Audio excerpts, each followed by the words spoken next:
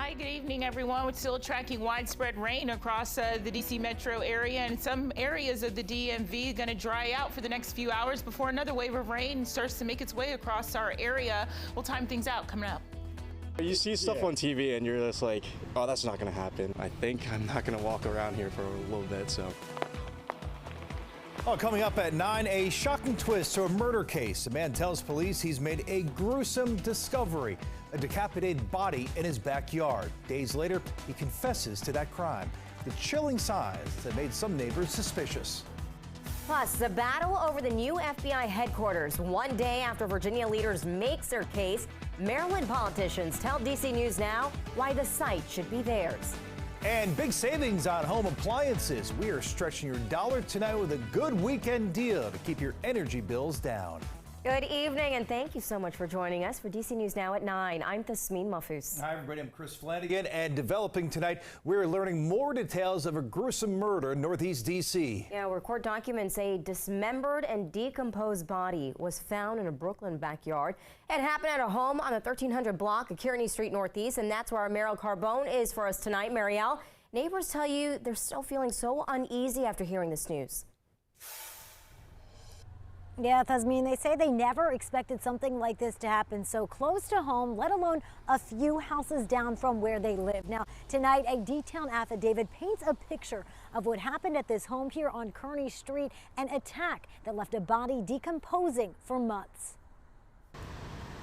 Really just crazy to think that it actually even happened, and especially just being so close in proximity to where it happened. Neighbors Brett Russell and Raylan de Monteverde say they knew something wasn't right on their Brookland street. Well, a couple of weeks ago, we started just seeing some cops just going down the street, and then sometimes it would be 2, 3, and at most 4. And then we also saw some canine units come out. We were like, oh, something definitely happened here. Thursday, that was confirmed when police arrested 32-year-old Levon Barnes for murder.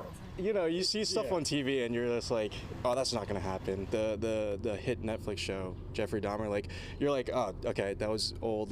That's not going to happen in such a packed city. According to court documents, Barnes' sister called police on February 3rd when Barnes told her he found human remains in their backyard while clearing bamboo. Police searched the home here on Kearney Street Northeast, where they recovered a partially decomposed and decapitated body in a trash bag out back. The victim is believed to be a man who was hired to do handiwork at the house back in November. Documents show Barnes later admitted to his sister that he, quote, did something bad, and he confessed to police that he planned to kill the man because he was angry. According to the affidavit, Barnes became enraged and pointed the taser at the back of Abdul's head and pulled the trigger. He then kicked and punched the man before stabbing him.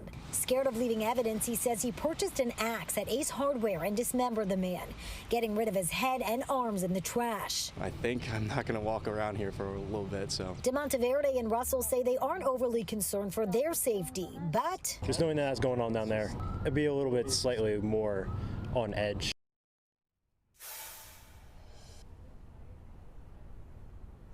All right, now court documents say that Barnes' sister had been trying to get in touch with the handyman back in November. She thought he was just a no-show for the job that he was hired for, although his Jeep had been parked out front of the house since that time. Now, Barnes was in court today. He is being held on bond, but Chris and Tasmin, his sister did tell officials back earlier this month that he does suffer and is mentally disabled. Reporting live in Northeast D.C. tonight, I'm Mariel Carbone, D.C. News Now. Mariel, thanks. It's horrific details there. Meanwhile, the battle over the FBI's new headquarters is heating up between Maryland and Virginia. Proximity, transportation access, and equity are some of the criteria. Tonight, Prince George's County leaders are speaking out after Virginia made a renewed push for Springfield. Our Prince George's County reporter, Yamari Sasse, sat down with County Executive Angela Alsobrooks, and she told Yamari the process needs to be fair and open. Virginia leaders are advocating for the new FBI headquarters to come to Springfield. They laid out their argument for why they deserve it on Wednesday. We are proud here in Fairfax County to have every single infrastructure asset and human asset necessary to make this enormously successful for the FBI and their employees. But Maryland leaders disagree. In fact, Prince George's County Executive Angela Alsobrooks has been very vocal and responded to Virginia's campaign on Thursday. The fact of the matter is Prince George's County is a better value for the taxpayer We believe that our site is about $250 to $500 million cheaper than the Virginia site. We also know that our site is proximate to metro and to transportation. We're closer, which has been one of the criteria that we've been operating under over the last 10 years, was the cost, transportation, environmental factors. Last September, a change in criteria made proximity to the FBI Academy in Quantico top priority. Springfield is half the distance to Quantico versus Greenbelt, and over 40% closer versus Landover. There's nothing fair about it. And again, it's not about me expressing frustration, but more that I feel that I want to make sure that Maryland is given a fair shake and that Prince George's County is given a fair shake in this process. Also, Brooks says in terms of equity, opportunities, transportation access, and cost, the Greenbelt or Landover site will be a better choice. In terms of its ability to grow wealth and to grow its income, and Prince George's County is 142 on that list of 150 jurisdictions. So if we are looking at what is equitable, and by equitable, we mean what gives the best chance for us to grow our economy and to grow wealth for people in Maryland, then Maryland is a better site. Now, the FBI is still in the process of making that decision, and we do expect to see that in the coming months. For now, reporting in Greenbelt, Maryland, I'm Yamaru Sase, DC News Now. All right, from the 70s to the teens, all in 1 week. Because we got to check on the forecast now. Chief Meteorologist Janessa Webb. And Janessa, will see a big drop in temps heading to the weekend. Oh, the weather is keeping me on my toes, right? Today was a big difference compared to yesterday. We sat in a good amount of sunshine, and right now we are kind of seeing a slight lull in the weather pattern. Increasing clouds, really the theme for the next few hours. We'll have a break from all this precip that we've seen in many spots, picking up about a half to near an inch of rain out towards Fairfax and Manassas, Loudoun County as well. Let's take a closer look at where you're kind of seeing the constant moisture streaming down for the Alleghenies into Front Royal. I am a little concerned of some minor flooding in that area due to a good snowpack that's currently on the ground from Deer Park to Cumberland as well. The Alleghenies have had a pretty good snow season so far, and some of that has melted in the last couple of days, being in the 60s. Montgomery County into Prince George, you are starting to clear out. Really, things will be fairly quiet until about 2 to 3 a.m. tonight. See that big batch of moisture streaming up from the south? That is headed our way. It's ahead of the cold front that is really going to start getting going around 6 a.m. to that 7 o'clock hour. Look at our temperatures. Yes, we are still talking about the 60s around 6 a.m. and I do think we bump up to about near 70 by 10 a.m. The problem with tomorrow is we actually will start to dry out going into your lunch hour, but temps will drop drastically. You're going to leave the house without a coat, but for your evening commute, man, hats, scarves, everything in full effect as winter starts to return. How low will these temperatures go throughout your Friday evening into your Saturday? We'll take a look at that coming up. And tonight, Alexandria School Board is asking for money from the City Council. Yeah, they want to continue the district's school resource officer program. And our Max Marcilla covers Northern Virginia for us and joins us live from outside that meeting in Alexandria. And Max, the board took a major step forward with tonight's vote.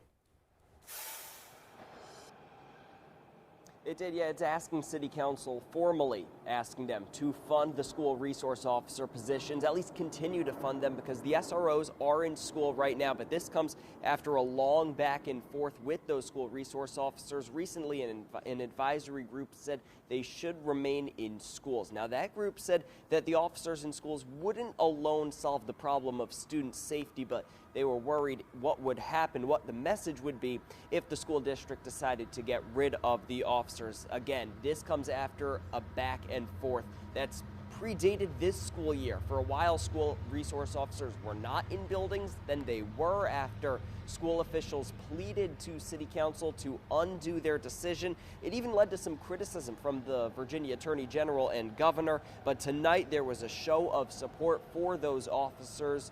Not much discussion, not much controversy. It was a unanimous vote. Only one person before the vote spoke out against keeping the officers in school. We can't just pretend that SROs and detection systems and more surveillance and escalation isn't reactive and that it isn't an outright retreat. That idea, the appearance of safety, to use the phrase we keep seeing in the documents, might soothe, but it won't help. Now, one of the big discussion points around SROs was student safety, specifically around weapons and weapons incidents in and around schools. Alexandria School Board tonight discussing potentially having contactless security screeners, sort of like metal detectors at the entrances of its middle and high schools. We'll have more on that coming up at 10. Reporting live in Alexandria, Max Marcella, DC News Now. And staying in Virginia, today Senate Democrats shut down the last surviving parental rights bill. The GOP-backed bill would have required parents to sign off when their child checks out a school library book considered sexually explicit. Democrats also rejected 2 bills concerning transgender students. One would have restricted trans students from participating in school sports. The other would have required schools to notify parents if their child identifies as trans. And new at 9 tonight, a Montgomery County doctor is accused of raping his patients. And urgent care in Silver Spring, 2 women have come forward with allegations, and now police are asking other potential victims to come forward as well. So Dr. Ishtiaq Malik, right there on your screen, was taken into custody outside his practice today. He's charged with rape and sexual assault. The alleged incidents happened at the Advanced Walk-in Urgent Care on Lockwood Drive. Montgomery County detectives urge anyone who may be a victim to please give them a call. The city of Alexandria is scrapping a grant program created to help minority-owned businesses. The move comes after a federal lawsuit filed by the engineering firm Tridentis LLC. The firm accused the city of discriminating by excluding white business owners. Alexandria says it will review new options to help the city's diverse small business community. And West Virginia leaders are reiterating that the state's drinking water is safe. Now, it comes as toxins from the train derailment moved down the Ohio River. Health officials say there is no known impact to West Virginia's drinking water, but they are staying on top of the situation. There's lots and lots and lots of updates, and if we get anything that seems the least bit alarming, you'll hear immediately from me. But right now, I think we're in great shape, and we're going to stay on top of it. The public is rightly concerned about this issue, and we want everyone to know that we are coordinating closely with all of our state partners from the Department of Environmental Protection and Emergency Management Divisions to monitor this situation very closely. And state health officials are coordinating with the Environmental Protection, also the Emergency Management Divisions. And coming up, honoring the victims of the Michigan State mass shooting. We're live at DuPont Circle, where local alumni are leaning on one another for support. Plus, Americans continue to have their eyes on the sky. Coming up, President Biden finally clears up rumors about those unidentified objects being shot down.